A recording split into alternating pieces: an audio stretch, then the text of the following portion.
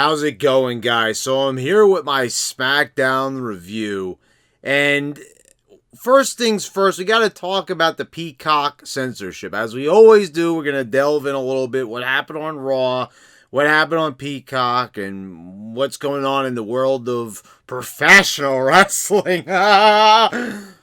Anyway, Peacock, they're censoring stuff on the network. Now, I have not subscribed to Peacock yet. I believe that I actually have to, like, starting today or something, because the network is officially going to come to an end. I'm pretty sure they said it was the 3rd, if I'm not mistaken, but I could be wrong. Anyway, Peacock is taking WWE content, they're rummaging through it, and they're looking for censored, for stuff to censor. That's pretty much what's going on right now. So they've already censored 2 things that we know about. See, that's the thing. I don't think a lot of people know this, but there was a lot of stuff that was taken off the network without a lot of people saying a lot of things. I actually had to Google certain things because I was watching one of my favorite promos of all time was before Survivor Series 2001. Stone Cold and The Rock singing Margaritaville in the middle of the ring. It was a phenomenal sight and sound to behold. It was just 2 guys face to face doing what they do best, doing the mic work like no one else can do. And they completely cut out the whole fucking song. And I was like, wait, where's the song? Wait, am I having a lapse of memory? Did this maybe happen on a different episode of Raw? And no, it actually didn't. It actually happened, and they just cut it out. Why? For copyright reasons. I don't know how singing a song for copyright material, the past couple of years, you thought with Napster and stuff like that, with file sharing websites, you know, if you thought that was bad back then with Lars Ulrich from Metallica leading the way for the big, war on copyrighted material and copyright infringement. If you thought that was bad, you have no fucking idea what's going on right now, because this world that we live in is so much worse. So they completely did away with that, and they've done away with songs. They've changed songs. They've even done weird things on the network where they've actually edited out Goldberg's old Invasion remix music when he came to the WWE. He first started using his original Invasion theme, which is actually a production theme.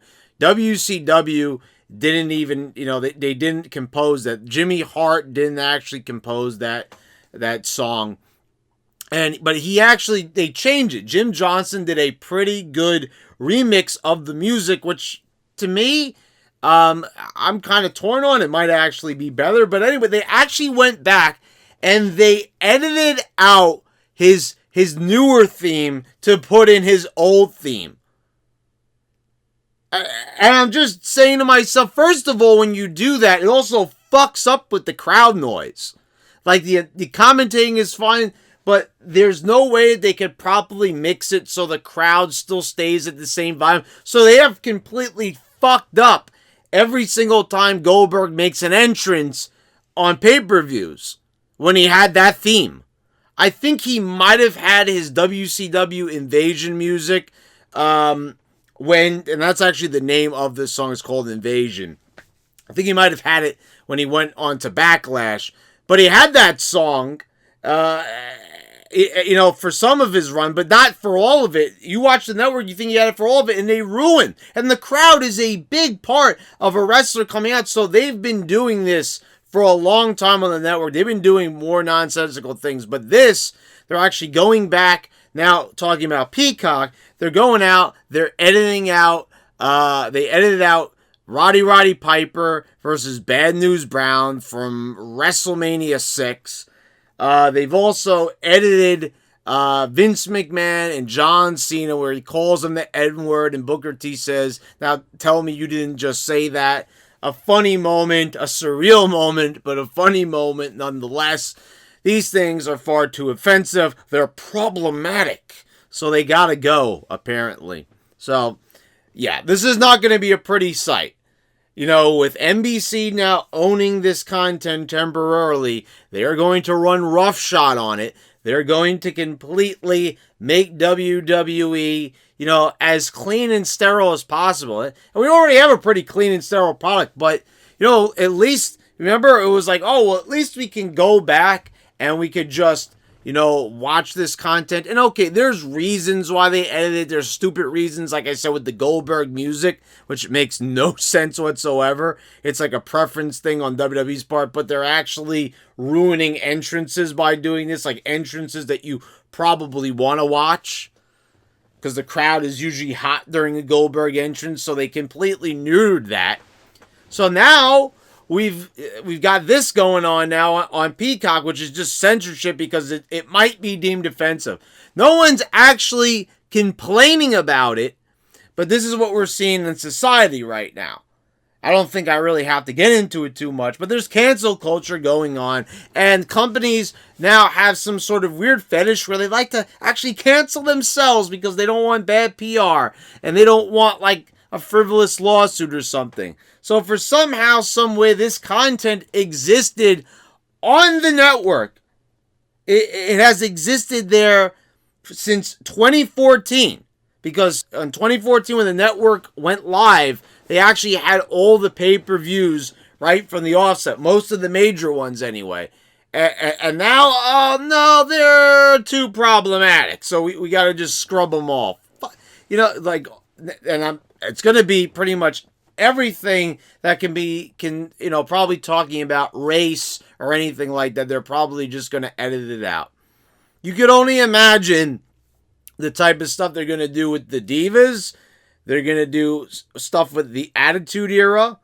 You know, I could only imagine. You know, like, remember the transvestite with Mark Henry and China? Oh, yeah, that's got to go. Because that's probably going to be problematic too. You know that type of stuff is going to get hammered pretty damn hard. So, yeah. Now, you can, of course, they always say vote with your wallet.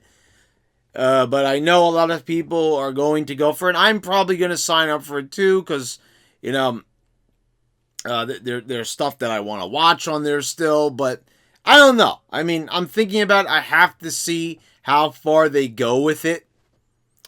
But anyway, let's go and talk about what happened on Raw, because this, to me, was just a really weird, confusing Raw with just a lot of stuff happening on it. First of all, we've got the Hey Hey Hop Hop. This is supposed to be like a diss track by Morrison and Miz, and I don't know how this got started. You know, WWE ever since with Zack Ryder and Hosky. Actually, they started doing it with Jillian Hall. You know, and they've done it with Elias, which was a good idea. But, you know, hey, let's have the wrestlers actually, like, sing some songs, some tracks separate from entrance music. And, you know, this is a thing. Like they release these tracks like this, and they're so goofballish to the umpteenth power.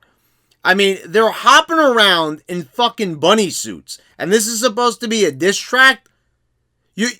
You're making yourself look like an idiot. You're not making Bad Bunny, who already looks like a goof himself. You're looking 10 times more like the idiot. Hopping around in fucking bunny suits? And that's a diss track? Are you dissing yourselves? Like, does anyone stop and think about this for a moment? Of course they don't. Rhetorical question. Of course they don't think about that. They never will. And they haven't for a long time. The report card segment. So Shane McMahon shows an obviously fake report card of Braun Strowman, and this is like, do they not see just how bad the Shane McMahon stuff is? First, he's babbling on like a lunatic. The next moment, we're on an episode of Double Dare, for fuck's sakes, and then we're off to the races once again with a report card. A report card. I mean, this is like, what are we talking about here? This is not even like juvenile. It's below that. It's below preschool. This is just what you call complete cringe, but that's not even doing it. You know, that's not even doing it justice. It goes beyond cringe, folks. The Hurt Business broke up. I mean, first of all, I don't know. A lot of people really seem like they like the Hurt Business. I like, Cedric Alexander. I never saw anything in this guy. He was always the weakest link to me. MVP, obviously charismatic. Bobby Lashley, I feel about this guy already. He's just amazing. I've said it for years. I'm happy for him as champion. They seem like they're booking him as a pretty strong champion. Maybe not the most interesting champion, but, whatever. I guess we could take whatever we could get. But, Shelton Benjamin is a guy that they've just wasted in this team. He's a tag team wrestler. Ever since returning, he's been a tag team wrestler. And just a job guy when he was in singles when they broke up the team with him and Chad Gable. And I don't understand, this was a guy that they had him get a victory over Triple H, years back. I mean, and then they never went anywhere with this guy. It's always been stop and start again. Then they did the gold standard thing with him when they gave him the U.S. Championship back in 2008. So they know that something's there with Benjamin. That's why they keep him around. He's a good veteran, but they could get so much more value out of this guy. He's still in incredible shape. He's still great in the ring. He's proven that time and time again. I don't really see how the Hurt Business being together and being apart really matters, because they didn't matter. They were a complete fucking joke. They took the tag title belts just to give New Day their what was it, their 15th run with the tag titles in the span of 5 years. So I don't really see what we're losing here. Yeah, okay, Benjamin and Cedric Alexander, that team is pretty much over. There's no way that team's going to survive on their own. Whether they have it together or not, I don't know why everyone was saying it was such a great, amazing thing. There was nothing that this group really did together as a team that was good or amazing. Lashley is fine on his own. Now, I'm not saying that this is a good or a great idea, and it really shows that the Hurt Business really was just a frivolous group to begin with. But a lot of people don't seem to realize that there was nothing really that spectacular about the Hurt Business to begin with. They're a couple of great athletes together, and, they're not really doing anything. They don't really have any chemistry. People are saying, they're making comparisons to, the Four Horsemen, and I guess you could say they sort of with the style and the flash, but they're not doing anything charismatic together as a group where we could really say, oh, wow, this is a real big loss. No, it's kind of like nothing will change with the show. What will change? They're outraged over breaking this team up. And like I said, I'm not saying it's right, but what will change on this show now that they've been broken up? Not a goddamn thing. That's the truth of the matter. Also, we have Matt Riddle just completely fucking up his lines like no one else possibly could. And he just walks off. So he goes up to Asuka. He's talking about his scooters, saying, do people in Japan like scooters? It's already a retarded conversation. Okay, he's playing a stoner gimmick. But then he goes I don't know where I'm going with this after a long pause. And then he walks off. And then people are saying, oh, he's playing to his character. I'm happy that he forgot. No, seriously. Go look for YouTube videos of this. People are actually happy he forgot his lines. Oh, this is great. Look how far we've lowered the bar where people are actually saying that fuck-ups are a good thing. I mean, you gotta be out of your mind if you're actually praising someone botching a promo. I mean, really? I don't know. I feel like we hold certain stars to different standards. If it was anyone else botching a promo, say it was someone like Jinder Mahal, people would be like, oh, he doesn't know how to talk. You damn well know that's how it would go. Or back when Roman Reigns, when people were not kissing his ass like they are now. Remember when people like me were saying that Reigns has so much promise and he's the best that the WWE has, he's the only real star, and everyone else was bashing him? Well, if he fucked up on one of his promos, people would show him no mercy. They picked on every little thing he said. Of course, because they're not going to play fair. It's Riddle. They like him. He's an MMA guy. He's a shoot fighter. So good.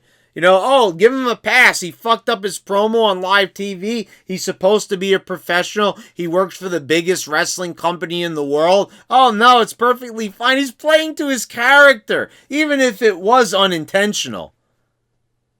People, give me a break and get real. I mean, get a fucking grip.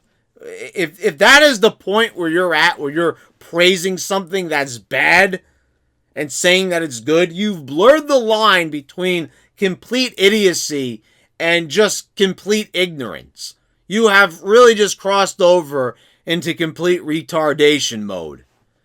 Okay, so anyway, Bobby Lashley also had something where there was a sort of a bounty on Drew. If someone could deal with Drew or beat Drew, then I guess the deal was you actually had to defeat Drew in a match. He said, take out Drew McIntyre, I believe. So at the end of the show, you have Baron Corbin taking out, with Bobby Lashley, Drew McIntyre. And we're going to talk about it. Then they already have a match booked for Raw. Next Raw that's coming up on Monday. So apparently, just attacking him wasn't good enough, I suppose. He has to beat him in a match, and we all know that Baron Corbin, who can't even beat Dominic Mysterio, we're supposed to believe can beat Drew McIntyre, but we're going to talk about that in a moment as we hop into the SmackDown review right here, right now, guys. So we start off with an Edge promo. This is a good promo from Edge. I always enjoy hearing from Edge. I don't think that anything new or interesting was really said, but, a solid promo airing his frustrations with the triple threat match. I didn't really get anything out of this. This is not really an exciting way to open up a show. I mean, really, just think about this, guys, how you're opening this show. Edge is not really interacting with anybody. He's not really saying anything new that we don't already know. There's no new ideas being introduced. But it's a solid promo. The delivery is good, but once again, it's the content. What's there holding my interest? Then we get another another great 8-man tag.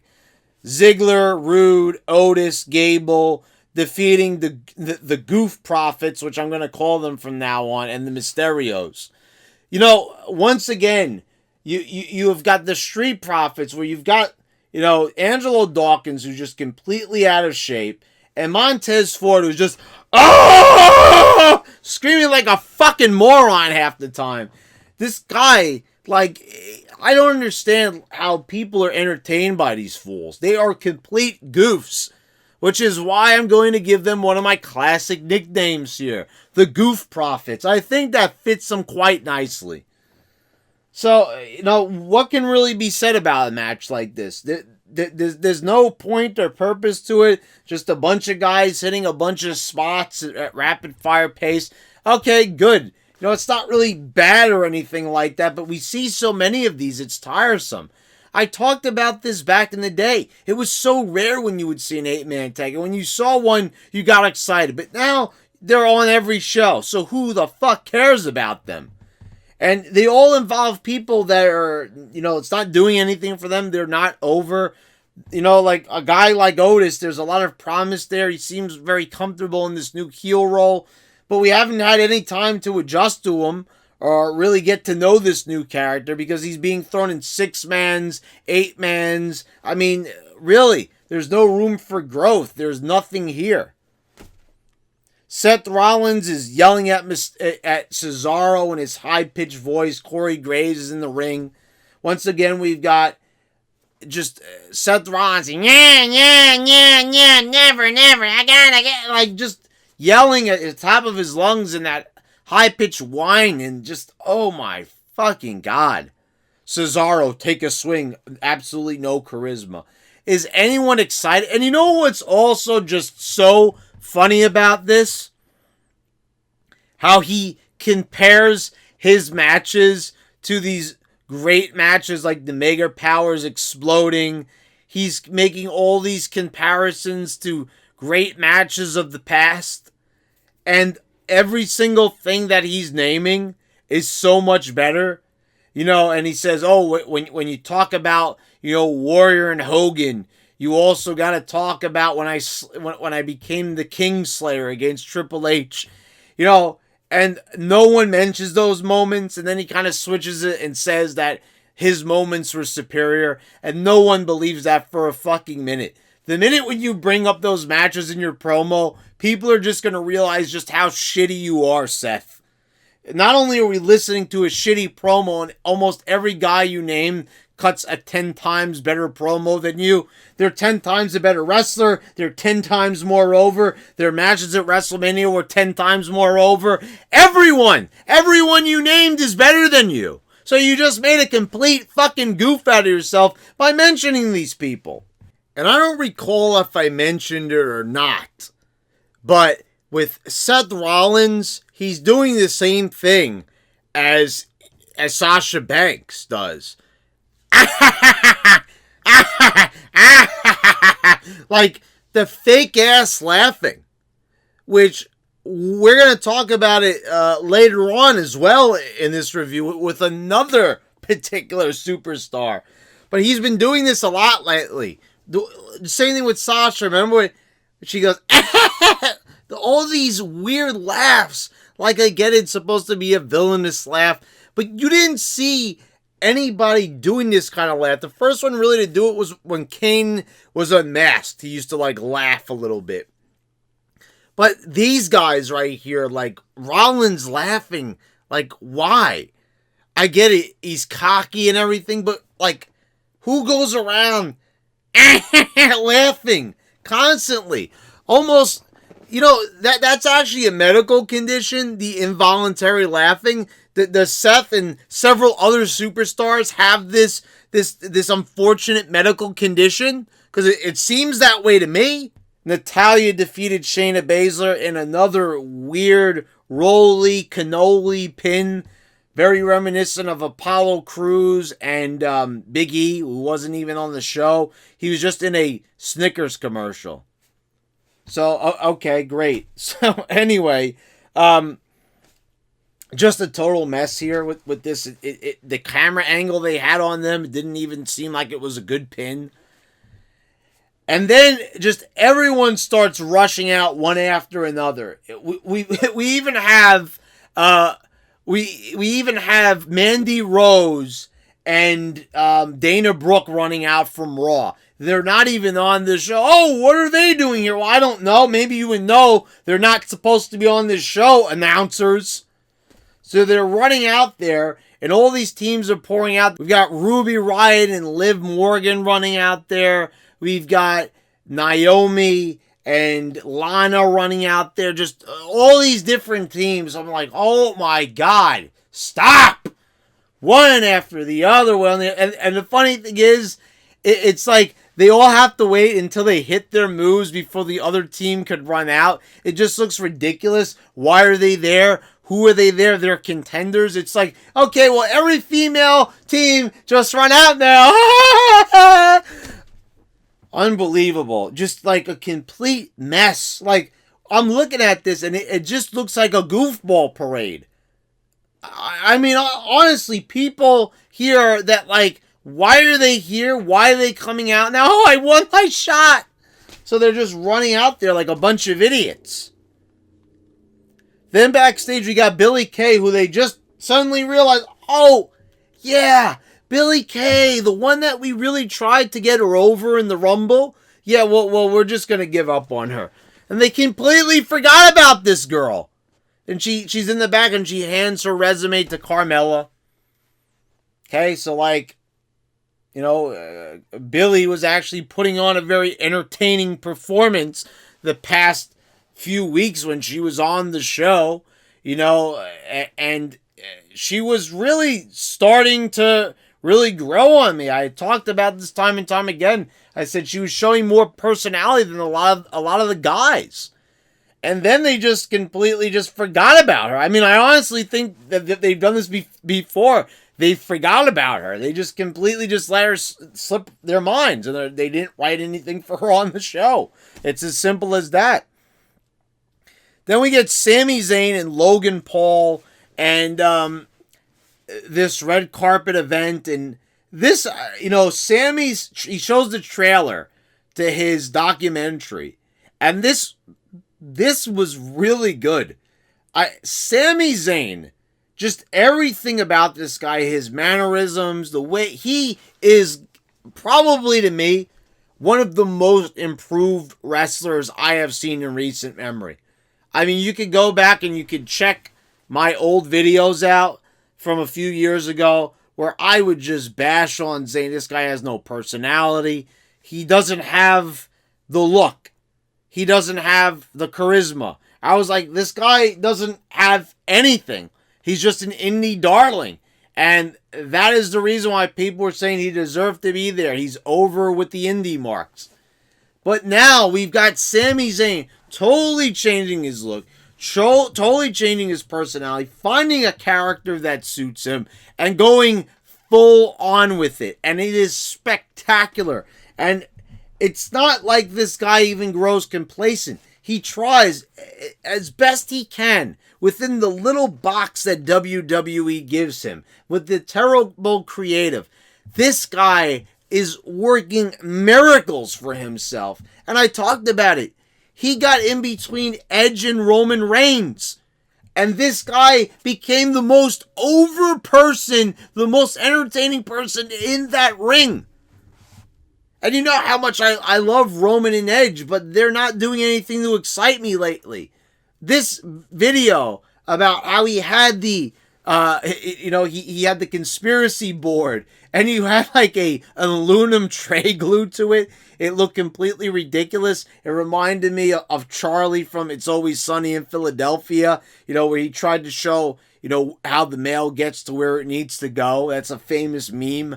I mean, man. This was just great. And then Fat Boy Kevin Owens shows up. Blah, blah, blah, blah, blah, blah, blah, blah. Kevin Owens just shows up, stuns Sami Zayn, and I'm just like, we just went from great entertainment to just a big fat fuck. We just went from 100 miles an hour, and then someone just suddenly just took their foot right off the accelerator. And just slammed that brake on as hard as they fucking could. They just completely just grinded those brakes down. And I was like, oh my God. I'm like, man. And now Sami did get his heat backstage, but that just like took all the wind out of the sails. A place where Owens just didn't need to be. And Owens, to me, is coming off as the heel here. He's like, if you don't stop this stuff, he's like, so basically, he says, if you don't stop this stuff, I'm going to keep on beating you up. So in other words, stop showing entertaining things to the audience, or I'm going to keep beating you up and ruining it. Who's the heel there? You're not entertaining, Owens, and you're coming in there. So, okay, this is the way this show is written. I get it. But I'm saying, if you're trying to get Owens over as a babyface, look, guys, the ship has sailed. I've already said this. We've had enough tries with Kevin Owens already. He's not over. He will never be over. He sucks, okay? He sucks. He sucks. You like when you write those promos there for Seth Rollins where he keeps repeating himself? Well, guess what? He sucks. He sucks. He sucks. He sucks. He sucks. He's fat. He's fat. He's fat. I mean, do you like it? Do you like hearing that?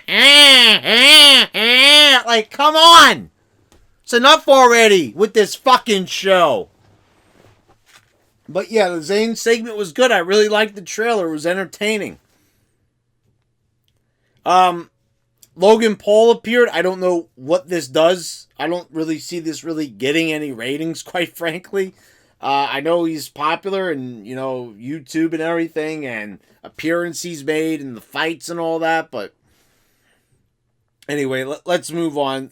Bianca Belair defeated Carmella. We've got Sasha Banks coming in, and Belair is prepared for her. She says, no, not tonight. And Sasha just leaves as Belair continues to point at the sign. Keep pointing at the sign, guys. Just keep pointing at the sign. That is all that they ever do. They just keep pointing and pointing and pointing and pointing and pointing and pointing. Everyone is smiling away and pointing at signs. Give me a fucking break. I mean, I believe that Drew and Lashley are going to main event at WrestleMania Night 1, but there's like this, a lot of rumors going on where they keep saying that they might have Belair and Sasha main event. Like they haven't learned their lesson from the tragic WrestleMania 35 main event back in 2019. That wasn't enough to clue them in to stop doing this shit where they try to think that this crap is over. Because it's not. And it never will be. But they keep on making like it is. So, people have got their little hashtag ready. Let the women main event. Remember the hashtag, give the divas a chance? Or give the women a chance? Well, we gave them a chance. And quite frankly, well, they don't deserve to have any more of a chance. I'm just saying. Baron Corbin cuts a promo. So, apparently he has to have a match with Drew in order to, get taken up on Lashley's offer of replacing Drew. Yeah, that's not going to happen. As I said, he can't even beat Dominic Mysterio. So, I don't even think that, you could go into this and even try to fool yourself into thinking that he's even going to remotely win this match. So it's just pointless. Apollo Crews, we're going to have a drum fight, a Nigerian drum fight. Like I'm going to assume this is a street fight, but with drums. Like what? Like they were so desperate to get something Nigerian into that name of the match, the gimmick match, the match type, that they just came up with this ridiculous name. A Nigerian drum match. If anyone outside of the wrestling world hears this, you're just going to think it's just going to be like two guys pounding on drums with their hands. Is that what the match is going to be? It's going to be like a fucking video game, mini game. Who can pound on the drums faster? Yeah. Okay, sure. Great. And once again, folks,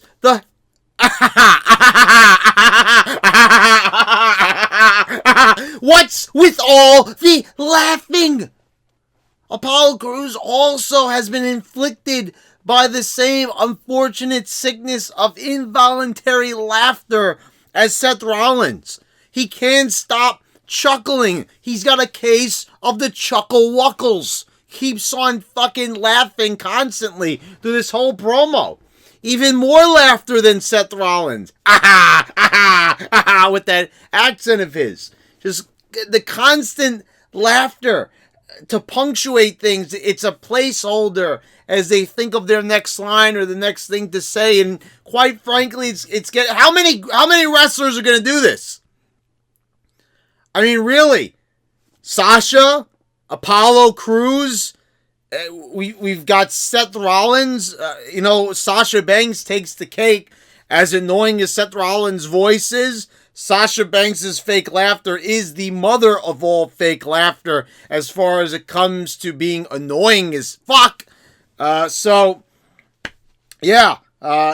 got a Nigerian drum fight, and Apollo is just laughing through the whole thing. Apparently, this is really funny. This is some real funny material. And in the main event, we've got Daniel Bryan and Jey Uso. Daniel Bryan beats Jey, and then he just completely lays waste to Edge, who's doing commentary. And then Daniel Bryan goes up the ramp, and once again, we've got Reigns down, being held in the yes lock for just an ridiculous amount of time, just like at Fastlane, looking completely weak. Roman Reigns, he's fresh as a daisy.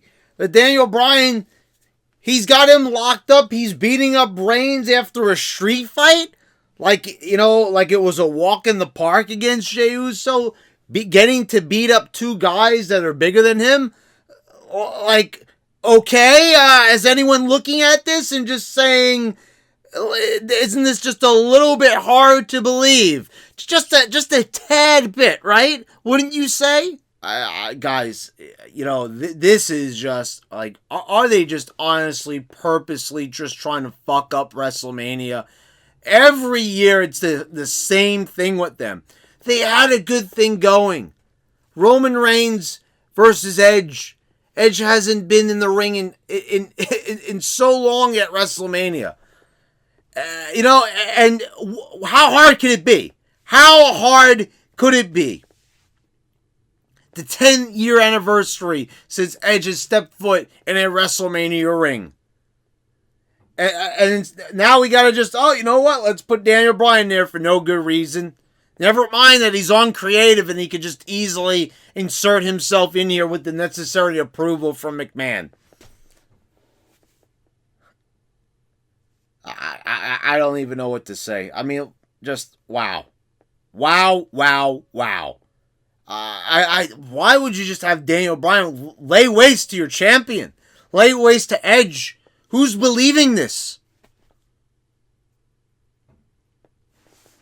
Anyway, guys, I don't know. Let me know what you think down in the comments down below. Please subscribe if you haven't already. Click the bell so you get all the notifications when I post all my new videos. I want to thank all my patrons for your continued support. And thanks again, guys. I'll see you next time.